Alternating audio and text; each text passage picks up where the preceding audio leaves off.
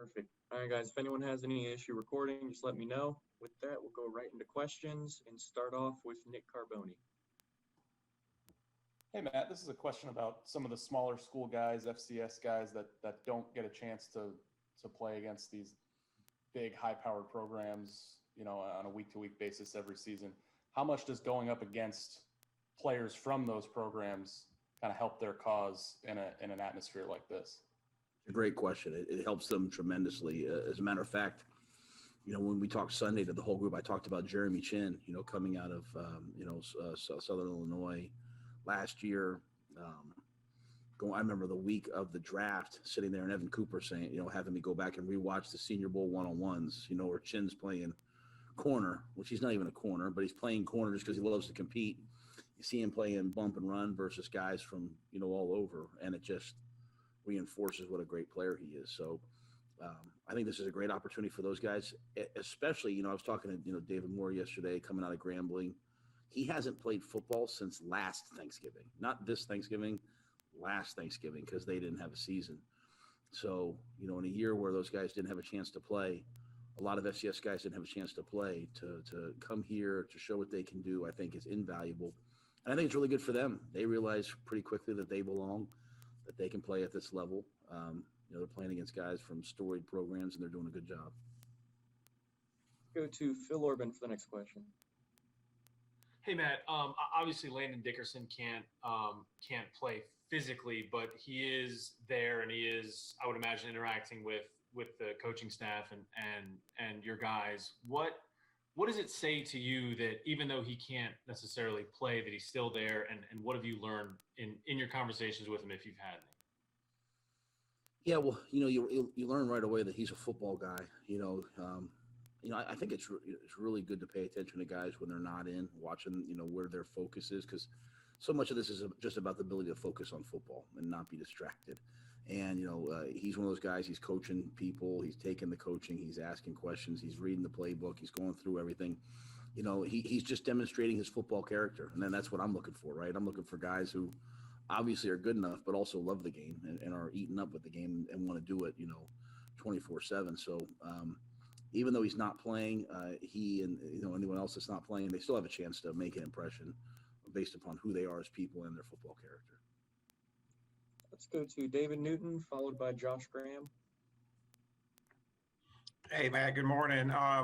Wanted to know what separates the top four quarterbacks for this year's draft and Trevor Lawrence, Justin Fields, and Zach Wilson and Trey Lance from what you've seen in Mac Jones thus far.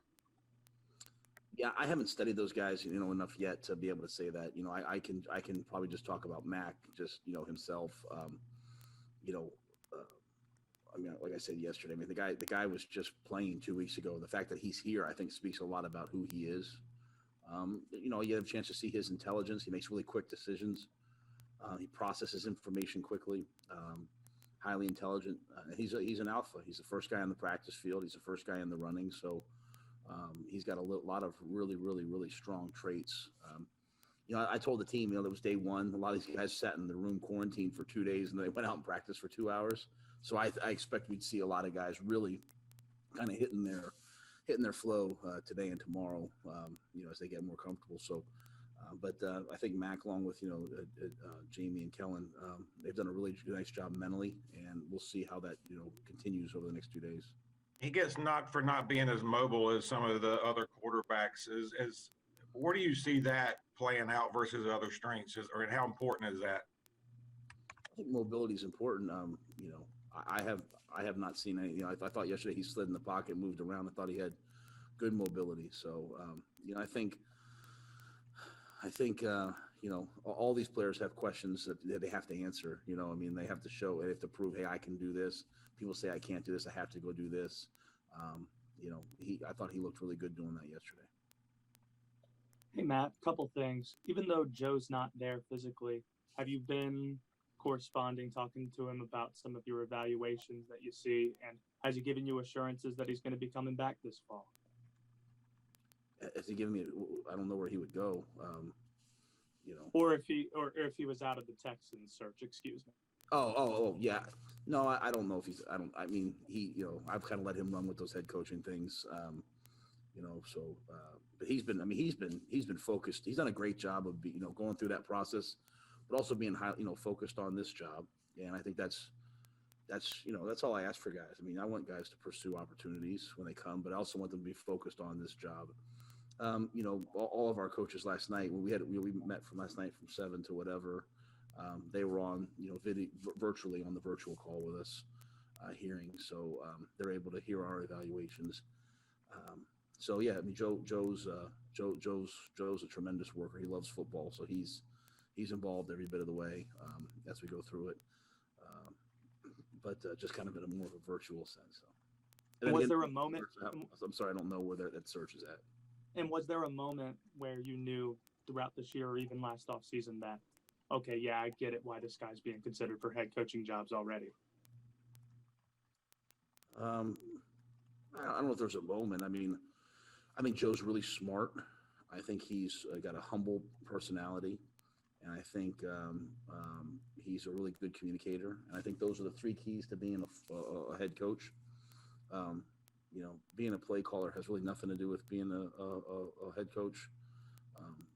I think Joe has those other qualities, So I think when given the opportunity to be a head coach, I think he'll be an outstanding head coach.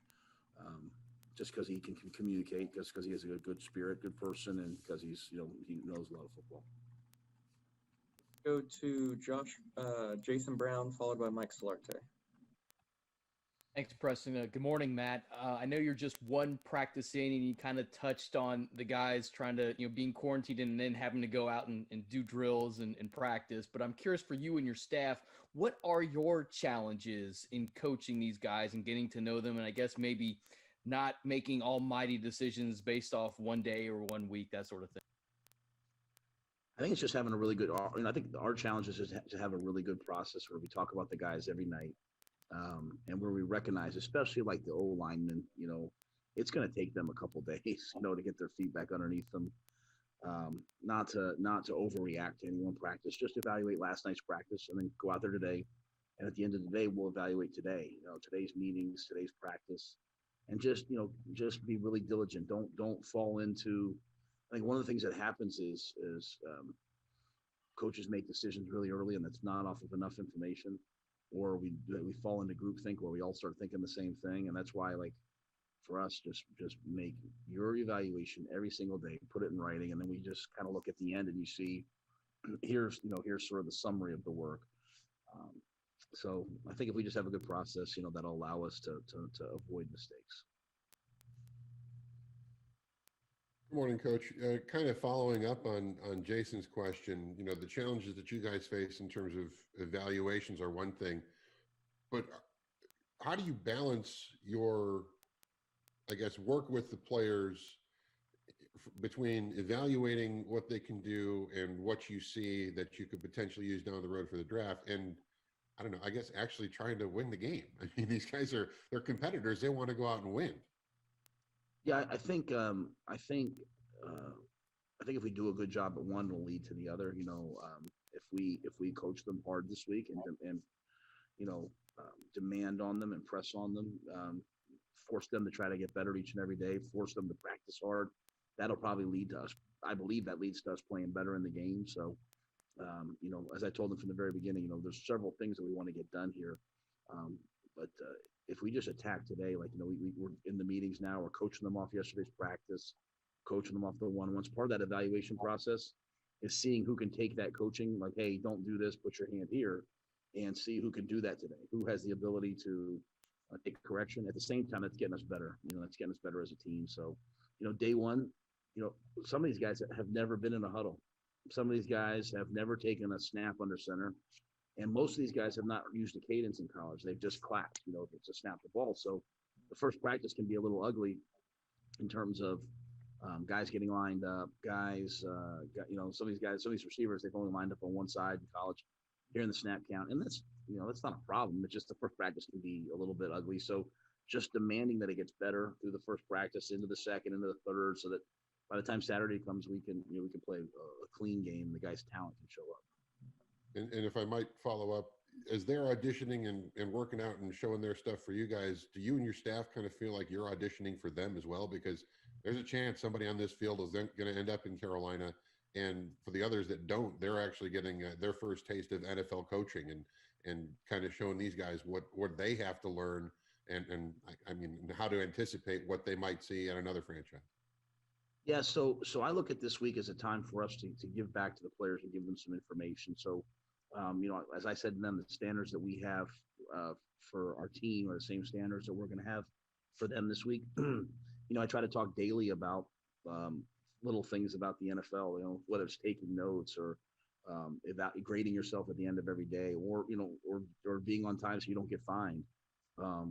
What you want to do is you want to make sure that they have information so that when they do walk into the building, they walk in with less anxiety because they know what to expect. If they've gotten here, they're one of the best, right? So they already know how to achieve. Just trying to give them some information. So if they come to Carolina, if they end up in Green Bay, they kind of know what to expect. Every organization will be run a little bit differently, but they have a general sense of, hey, this is what it's like. Let's go to Joe Person next, followed by Scott Fowler. Hey, Matt, can you hear me okay? I can. Can you hear me okay, Matt? Yes, sir. Yep. Okay, I'm sorry. You two questions and they're unrelated, so I'll just ask the first one. What went into the decision with Mike Fair, and what will you be looking for in your next defensive line coach? Well, we interviewed some D-line coaches the past, I guess really not this week, but last week. So that process is kind of ongoing. Mike's a great person, worked really hard. Just wasn't the right fit for us, just in terms of kind of the way I want the position played and taught. And Mike just comes from a little bit different style. So just didn't quite work out. So we met a couple times at the end of the year, and just at the end of the day, I had to make that decision. As we move forward, just going to try to find the best candidate. We've got a young defensive line. I really want to see them develop. We put a lot of resources into that defensive line, so someone who's a teacher, someone who can get them to play at the highest level with sort of within the scheme and technique that we want to use. Joe, did you have a follow-up? Yeah, thank you. You mentioned prospects here who haven't played in a while.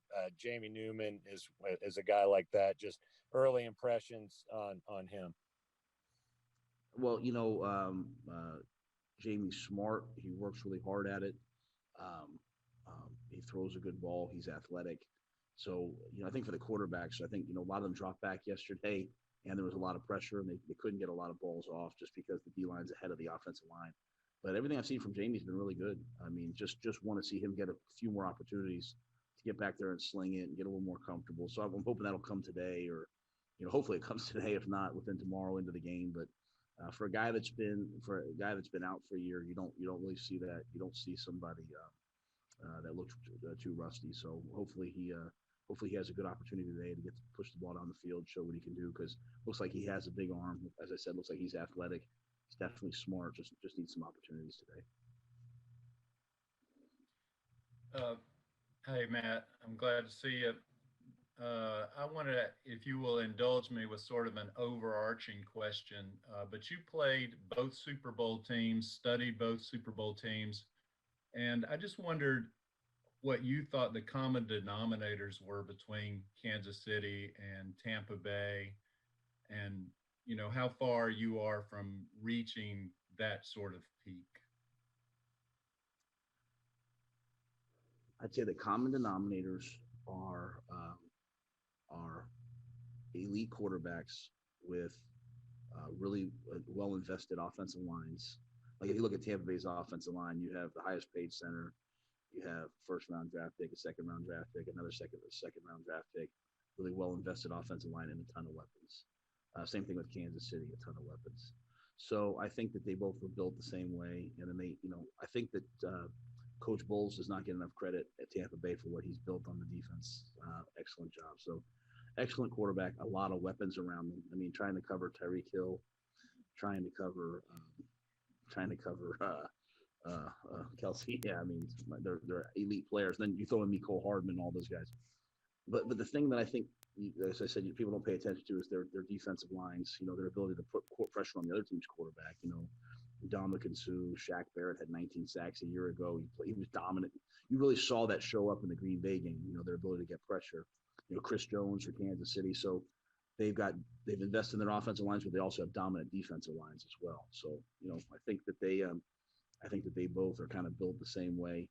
In terms of us, I probably look at us just incrementally. We kind of know where we are from last year. I think we made a huge jump from last year in terms of a lot of really good players left. I thought, the Jeremy Chins, the Derek Browns, those guys came in. They're going to be really good players for us. I thought a lot of guys that were there played their best football. I thought Dante at the end of the year played his best football. So we just have to have the same off season. We have to just keep putting off seasons together, and then you look up and you have the same set of weapons. We're building. We have some weapons. We have some different things. Just we have to get better this off season. Thank you. Yes, sir. Next question, go to Elena Gutsenberg, followed by David Newton. Hey, Matt, I was curious. We talked about this briefly yesterday, but what went into hiring Sean Ryan, and why did you want to bring him on for the quarterback job? We interviewed several people for that job as well. We interviewed some internal candidates, very well deserving. I just, at the end of the day, felt like, we needed to have someone with tremendous technical knowledge and experience for the quarterback position, right? Like, I didn't necessarily want just a scheme person. A lot of quarterback coaches, you talk to them, they're scheme people. I wanted someone with, who's coached the quarterbacks, who has experience coaching the quarterbacks, who can talk technically, and really, really help that player play well. I wanted someone with the right demeanor, someone who could teach and also demand. And then I wanted someone that would work well with Joe, you know what I mean, and also understand me, right? Like you guys might not know this because I'm so nice, but I'm challenging, and so I wanted someone who can handle the things that I want, but also work really well with Joe. So, I worked with Sean years ago. At the time that I worked with him, I knew him in one sense. I haven't really talked to him much over the years, except for a couple opportunities. Maybe I was going to hire him. I didn't hire him last year. But as we went through the interview process, I think Joe felt good with him, and obviously I felt comfortable with him. He's coached some really good quarterbacks, so it just seemed to make sense. And then I was curious, just watching you at practice yesterday, kind of walking all over the place, and how do you kind of balance, coaching those guys and all the things you want to get done while also evaluating? Like, how do you do both at the same time? Yeah, I don't really evaluate them very much on the field because I have the opportunity to watch the tape at night. I'm just kind of walking around coaching. What I do evaluate is their demeanor, their personality, how they handle hard coaching. And I say hard coaching, like we don't have coaches that cuss at guys and stuff like that, but how they handle coaching, right? How they handle the stress. I mean, we put a lot on them yesterday, and so I'm just evaluating that part of them. But I mean, I'm coaching the same way there that I would have coached at Temple, Baylor, or here in Carolina. Just kind of my way. Hey, Matt, I want to ask you about another player, Chris Evans, the former Michigan running back, hadn't played in a few years. What stands out about him, and what impressed you about a guy that really hadn't played in almost 2 years, I guess? Yeah, I think the thing for Chris is he's just a well-rounded back. I think he's a guy that we really have to see over the next couple of days. Really have to see him in the game, to be quite honest, too, because don't have a lot of game tape on him. But yeah, he's well-rounded. He catches the ball in the backfield. He's smart. He can block. He can run the football. The transition from college running back to NFL running back is a little different because, here we really need guys, if they're not the number one tailback, who can play special teams, who can catch the football, who can do different things, who can protect. And so I think he's checking all those boxes. He had a good day the first day, and he's leaving a good impression. So hopefully he can do that again today. I want to ask you too. I'd asked you a little bit yesterday about having this experience here, but what is the advantage you feel like you have over other teams that are not able to be there up close and personal with these players every minute, and how is that different from the virtual interviews you do during the year? Well, I think the great thing about the Senior Bowl is you're kind of catching them right after their season. A lot to talk about. They're happy to be here. Again, it's just constant interaction. It's interaction on the elevator. It's interaction like in the meal room. It's interaction in the snack line. You really have a chance to be around the guys and see them. The virtual interviews are great. I think you get a lot out of that, but that you're pretty much ready for that. You know what I'm saying? So I think this is a different interaction. I think it's valuable, and I think it's good for me and our staff because we know so many of these guys from recruiting and from the college this year. Like in 3 or 4 years, we won't really have that, but to have that this year with COVID and have a lot of relationships with guys to be able to talk about their high school coach or whatever, I think those things are making those connections even quicker, probably. Thanks. All right, guys. Looks like that's going to do it. Appreciate everyone joining. Hope everyone has a good day. See you guys. Thanks, Matt.